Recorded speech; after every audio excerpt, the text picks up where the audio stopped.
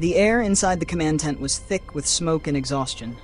It was early September 1944, and Dwight D. Eisenhower, the Supreme Commander of the Allied Expeditionary Force, stood silently over a map that stretched across the wooden table like a living organism, veins of red and blue lines marking the pulse of a dying war. Europe lay fractured before him. To the west, the Allies had broken free from the beaches of Normandy. To the east, the German army was bleeding but still dangerous. At that moment, the war in Europe hung by a thread, and that thread was about to be pulled by one man. Eisenhower's staff waited for him to speak. Bernard Montgomery, the brilliant yet infuriating British field marshal, had made his case loudly: drive a single massive spearhead straight through northern Germany, cross the Rhine, and end the war before Christmas.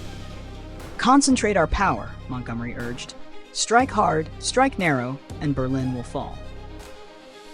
Across the tent, American generals like Omar Bradley and George S. Patton bristled. A narrow front meant giving Montgomery command over most Allied resources and sidelining the Americans who had bled across France. Eisenhower listened quietly, his eyes steady. He was not just commanding armies, he was balancing egos, nations, and the fragile alliance that held the free world together. When he finally spoke, his voice was calm but final. "We will advance on a broad front," he said. "No single nation will decide the fate of Europe alone." That decision, dismissed by some as cautious, praised by others as visionary, would shape the final act of World War II. It slowed the race to Berlin, frustrated his subordinates, and perhaps saved the unity of the Allies.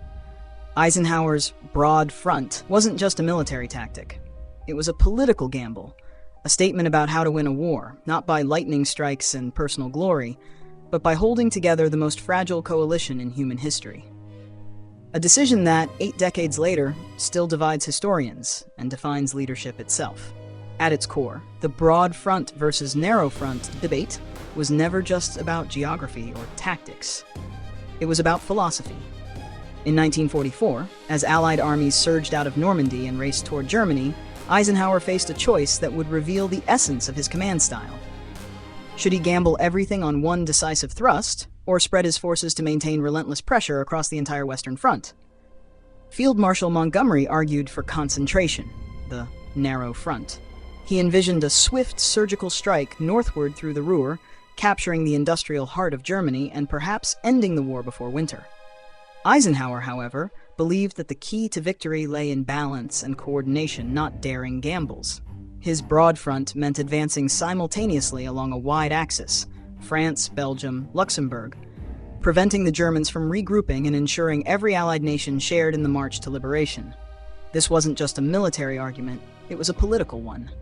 Eisenhower's decision embodied his faith in coalition warfare, that unity among allies was more important than any single general's glory. In choosing the broad front, he set a precedent, leadership rooted not in ego, but in equilibrium. Dwight David Eisenhower was not born into privilege or legacy. He came from the flat, wind-swept plains of Abilene, Kansas, a modest town that carved humility and endurance into his character. The son of a mechanic and a devout mother, young Ike grew up learning the virtues of patience, discipline, and quiet strength. He was never the loudest voice in the room, but he was the one everyone eventually turned to when things went wrong. When Eisenhower entered West Point in 1911, he was a decent student, but an exceptional organizer. What set him apart wasn't aggression, but his ability to coordinate, to see patterns where others saw chaos. Ironically, he never saw combat in World War I, a disappointment that haunted him for years. But that absence gave him something many frontline generals lacked: perspective. He spent those years learning logistics, strategy, and the art of managing men who didn't always agree. Through the interwar years, Eisenhower's steady competence earned him mentors like General Fox Connor and Douglas MacArthur. Connor, a philosopher in uniform, drilled into him a crucial lesson: never fight unless you have to, never fight alone, and never fight for long. That triad would define Eisenhower's thinking decades later in Europe. Under MacArthur, however, he saw the other side of command: ambition, vanity, and the corrosive effects of ego on leadership. It was a masterclass in both excellence and excess. Eisenhower learned that true power wasn't in shouting orders, but in persuading others to follow them.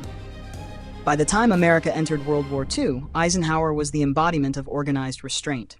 He rose quickly, first commanding in North Africa, then Sicily, and finally taking the supreme Allied command for the invasion of France. He wasn't chosen because he was the boldest or most decorated, but because he could make the impossible coalition work.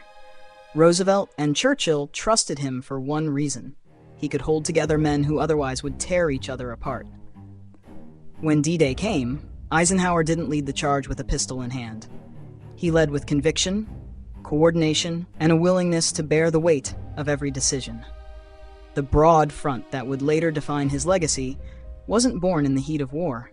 It was shaped in the quiet classrooms of West Point and the windy fields of Kansas, where Ike learned that patience often wins where pride destroys. By 1943, Dwight Eisenhower had become something of an enigma within the Allied hierarchy. Not the most flamboyant, not the most famous, yet somehow the indispensable center of gravity.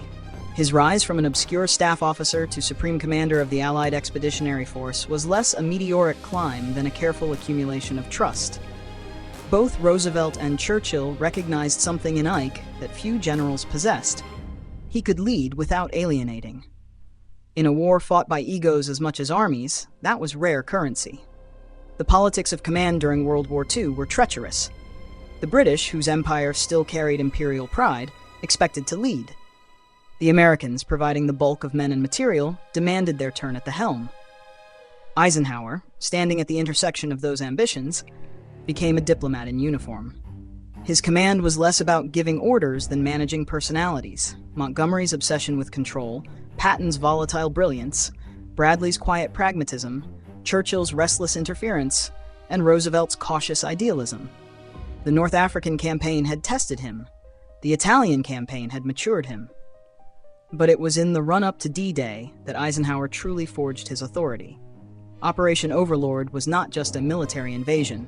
It was the largest cooperative undertaking in human history.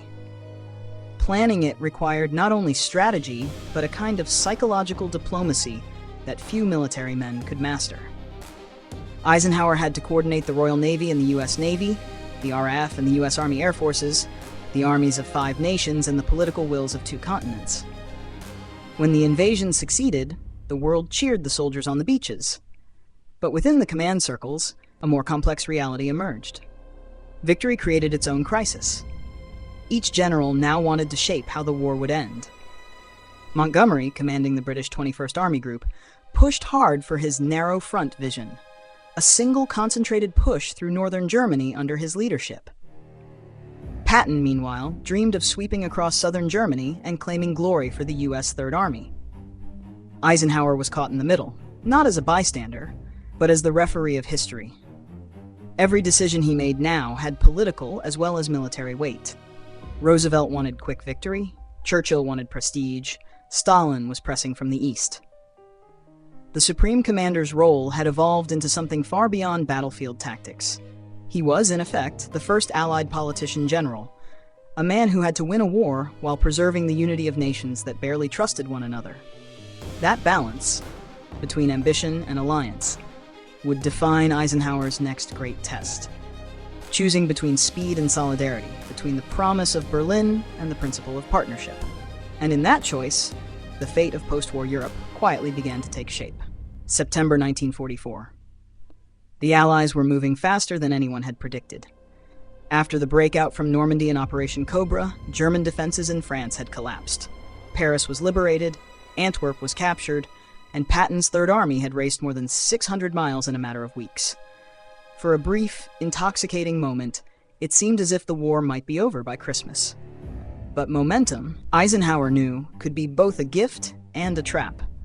Armies were running out of fuel, supply lines stretched thin over devastated French roads, and the weather was turning. Germany was wounded, but not finished. Its armies retreating toward the Rhine to form a final defensive wall.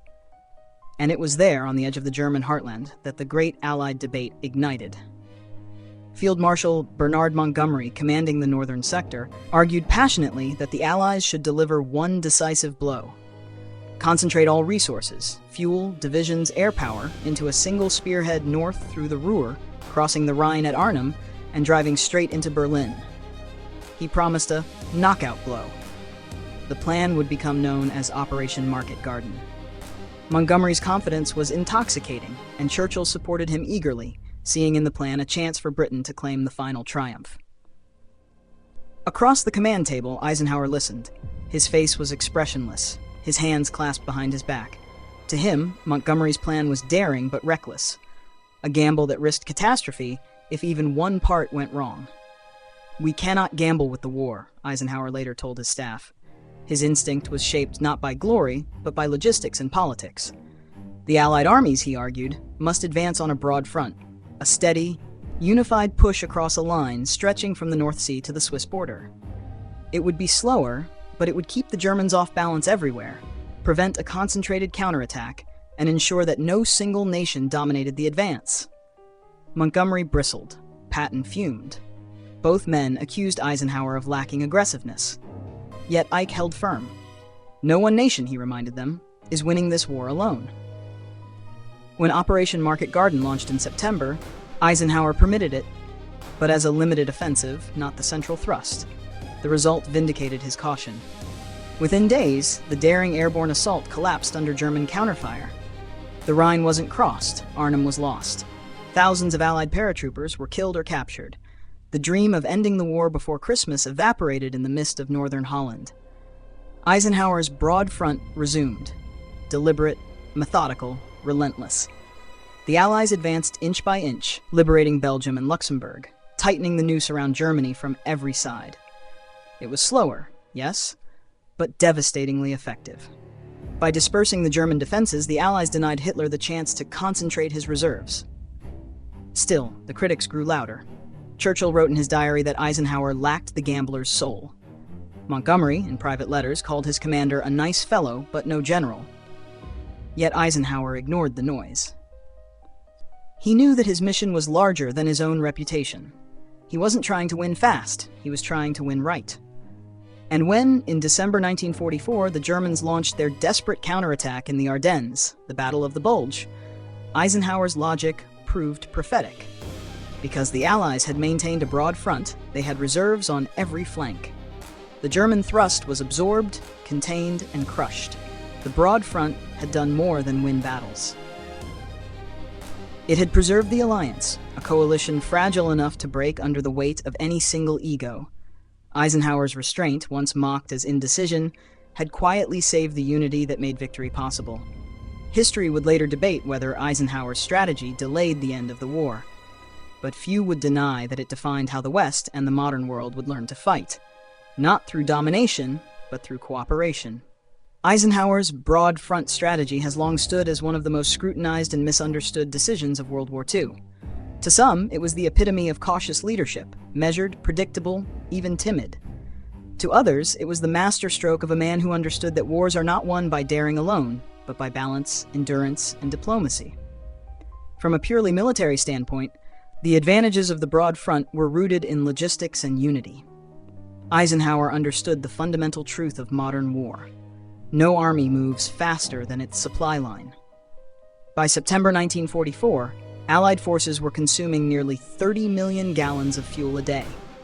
A narrow, deep thrust like Montgomery proposed would have concentrated that demand into a single corridor, dependent on one fragile lifeline. A single German counterattack could have severed it, trapping tens of thousands of men far ahead of support. The broad front, by contrast, ensured flexibility. If one sector stalled, others could advance. The Allies would never risk total paralysis. But the military logic was only half the story. The deeper reason for Eisenhower's decision lay in politics. The Allied command was not a single army. It was a collection of sovereign nations with their own ambitions, casualties, and leaders back home demanding recognition. If Eisenhower had handed control of the main thrust to Montgomery, or to Patton for that matter, he would have jeopardized the delicate balance between the British and the Americans, perhaps even fracturing the alliance that made victory possible. The broad front was a statement of principle. This war would be won together, or not at all. The results bore out both the strengths and weaknesses of his choice.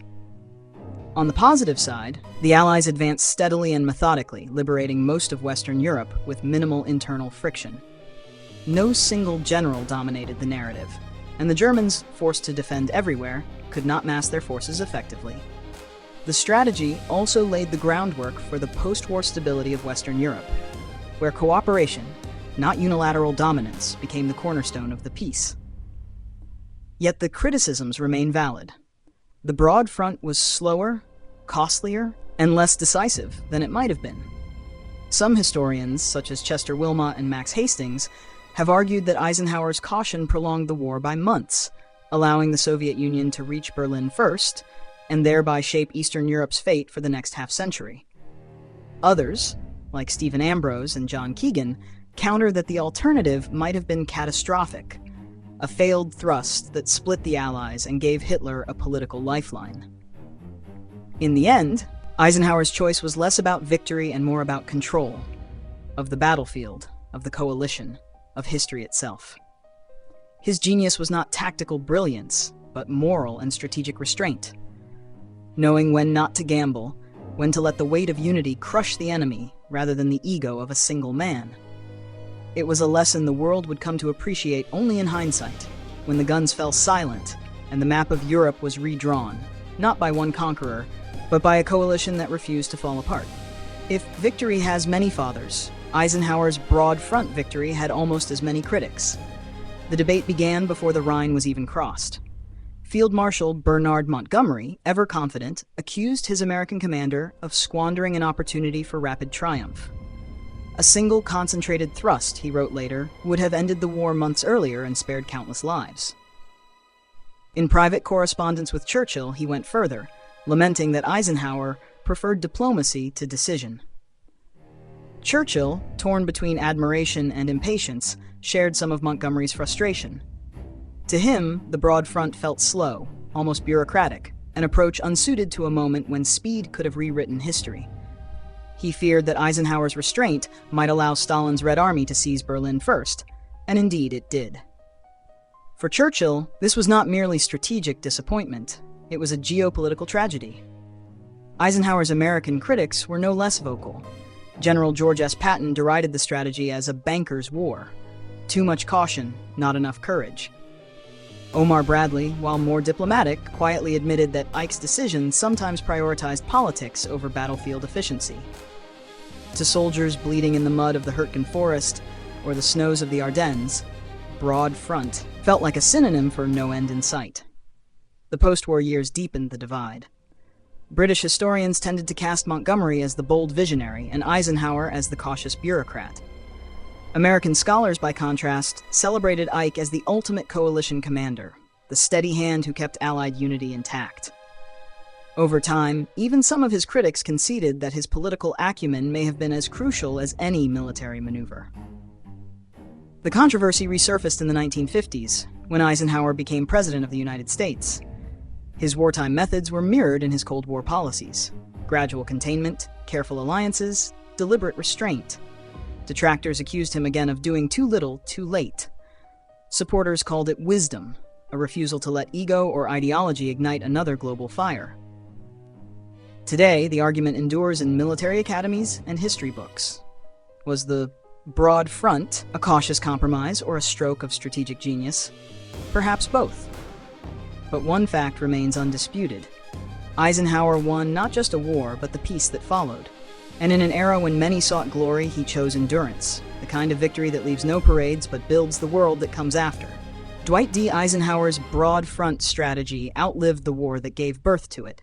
In the years that followed, as the world transitioned from open conflict to cold tension, the logic behind his wartime choices became the architecture of a new geopolitical order.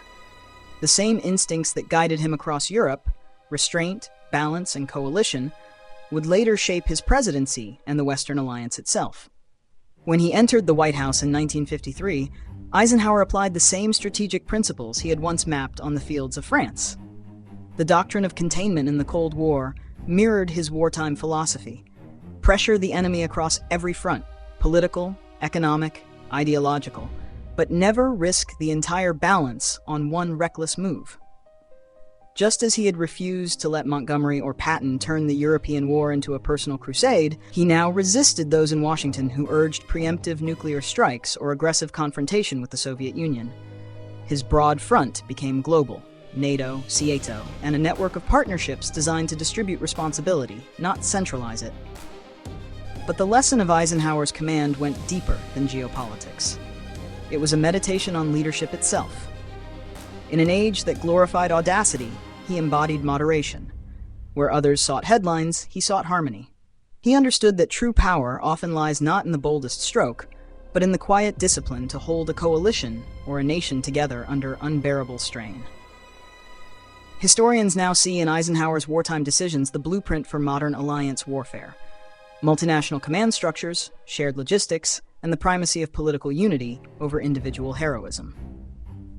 NATO's success in maintaining peace through collective defense owes much to the principles forged under Eisenhower's wartime leadership.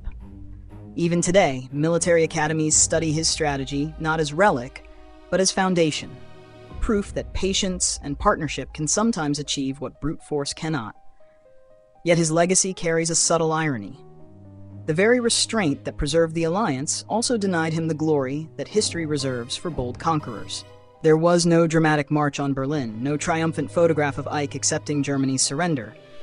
His victory was quieter, the kind that echoes through decades rather than headlines. Eisenhower's broad front was, in the end, not just a path to victory, but a philosophy of order, a belief that peace must be built the same way wars are won, together, or not at all. History rarely remembers the calm hands, only the clenched fists. Yet in the great storm of World War II, Dwight D. Eisenhower proved that calmness, discipline, and patience could be as decisive as any blitzkrieg. He fought not to conquer, but to coordinate, not to outshine, but to outlast. His decision to advance on a broad front, derided by some as slow and bureaucratic, ultimately became one of the defining acts of modern strategic leadership. When the guns finally fell silent in May 1945, Eisenhower did not stand atop the ruins of Berlin. He stood beside his allies, British, French, Canadian, and American, each having earned a share of the victory. The symbolism was deliberate. Eisenhower had refused to let the war end as a contest of egos. He ensured it ended as a testament to unity. In hindsight, his broad front was less about the direction of armies than about